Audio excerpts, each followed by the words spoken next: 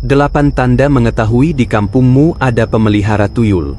Di banyak kampung di tanah Jawa, ada cerita yang terus hidup dari mulut ke mulut. Cerita itu berputar di antara obrolan orang-orang tua di serambi rumah, di antara percakapan lirih setelah pulang dari sawah, dan kadang terdengar di warung kopi menjelang malam. Cerita tentang makhluk gaib kecil, botak, sering tanpa busana, yang konon bisa membantu manusia mencuri uang. Namanya tuyul. Bagi sebagian orang, kisah tuyul hanya mitos. Namun bagi yang percaya, keberadaan tuyul bukan sekadar dongeng untuk menakut-nakuti anak kecil. Banyak kejadian aneh yang membuat hati orang kampung berdebar, seolah ada sesuatu yang tak kasat mata mengintai setiap gerak langkah. Tidak mudah memang untuk mengetahui apakah sebuah kampung dihuni oleh orang yang memelihara tuyul. Tuyul tidak bisa dilihat sembarangan, wujudnya samar, hanya tampak oleh orang-orang tertentu atau dalam kondisi tertentu. Meski begitu, ada tanda-tanda yang dipercaya menjadi petunjuk. Pertama, uang yang hilang tanpa jejak. Salah satu tanda yang paling sering membuat orang kampung curiga adalah hilangnya uang. Uang yang lenyap itu bukan dalam jumlah besar, melainkan receh atau pecahan kecil. Seperti uang tabungan di celengan yang tiba-tiba berkurang, atau simpanan di laci yang entah mengapa hilang beberapa lembar. Padahal pintu rumah terkunci rapat, tidak ada pencuri yang masuk, dan semua anggota keluarga bersumpah tidak menyentuhnya. Kejadian ini berulang dan membuat orang bertanya-tanya. Bagaimana mungkin uang bisa berkurang tanpa tangan yang mengambil? Dari cerita orang tua, diyakini bahwa tuyul memang tidak bisa mengambil harta dalam jumlah besar sekaligus. Ia hanya bisa mencuri recehan, namun karena dilakukan terus-menerus, lama-lama jumlahnya bisa besar juga. Di beberapa kampung, anak-anak sering mendengar keluhan orang tua mereka yang bingung karena celengan yang ditabung sejak lama terasa ringan, padahal tidak pernah dipecahkan. Rasa curiga pun muncul, seakan ada tangan gaib yang ikut mengambil bagian. Kedua, perubahan hidup yang mendadak. Tanda lain yang kerap diperbincangkan adalah perubahan hidup seseorang yang terlalu cepat. Ada orang yang sebelumnya hidup sederhana, bahkan pas-pasan, lalu dalam waktu singkat mendadak kaya. Rumahnya berubah megah, kendaraan baru masuk halaman, perhiasan selalu melekat di tubuh. Perubahan hidup tentu bisa datang dari kerja keras, rezeki halal, atau keberuntungan. Namun di kampung, orang-orang mudah curiga jika tidak melihat usaha yang jelas. Bagaimana mungkin orang yang sebelumnya tidak punya pekerjaan tetap bisa begitu cepat membangun rumah besar? Dari mana uang itu datang? Pertanyaan seperti ini selalu menimbulkan bisik-bisik.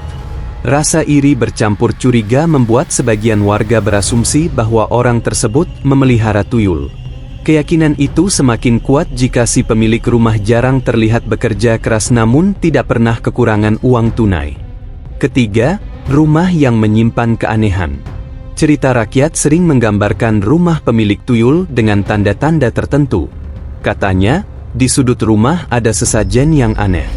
Susu yang diletakkan dalam mangkuk, telur yang disusun rapi, atau bahkan mainan anak kecil yang tidak pernah dimainkan. Tuyul dipercaya suka bermain seperti anak-anak. Karena itu, pemiliknya kadang menyiapkan boneka atau mainan sebagai hiburan. Bagi orang luar, melihat mainan di rumah orang yang sudah tidak punya anak kecil bisa menimbulkan tanya. Apa gunanya mainan itu? Mengapa disimpan begitu saja? Dalam obrolan, sering terdengar cerita tentang rumah yang terasa dingin dan asing meski tampak biasa dari luar. Orang yang masuk ke dalam rumah itu merasa ada yang memperhatikan, seperti ada mata kecil yang mengintip dari balik pintu. Keempat, suara aneh di malam hari. Banyak orang kampung yang bersaksi mendengar suara aneh di tengah malam. Suara seperti anak kecil berlari, tertawa, atau bermain gundu, padahal tidak ada anak-anak keluar rumah. Kadang suara itu terdengar jelas, lalu tiba-tiba hilang begitu saja. Ada pula yang mengaku melihat sosok kecil berlari cepat di pekarangan. Sekilas saja, lalu lenyap bagai ditiup angin. Tidak semua orang bisa melihatnya, namun cerita ini terus menyebar. Tuyul juga dipercaya tidak suka dilihat oleh perempuan yang sedang haid. Karena itulah, beberapa perempuan mengaku melihat sosok samar kecil ketika berjalan malam. Pengakuan ini membuat bulu kuduk merinding, karena seolah dunia gaib benar-benar menampakkan diri di sela kehidupan nyata. Kelima, ketidaknyamanan dengan jimat atau doa. Dalam kepercayaan tradisional, ada benda-benda tertentu yang dipercaya bisa membuat tuyul takut. Misalnya kelapa gading atau jimat yang dibuat oleh orang pintar. Orang yang membawa doa-doa tertentu juga diyakini bisa membuat pemilik tuyul tidak nyaman. Seringkali, jika seseorang yang dianggap memelihara tuyul bertemu dengan orang yang membawa doa pelindung, wajahnya berubah gelisah. Ada rasa tertekan, seperti tidak betah berlama-lama di dekatnya.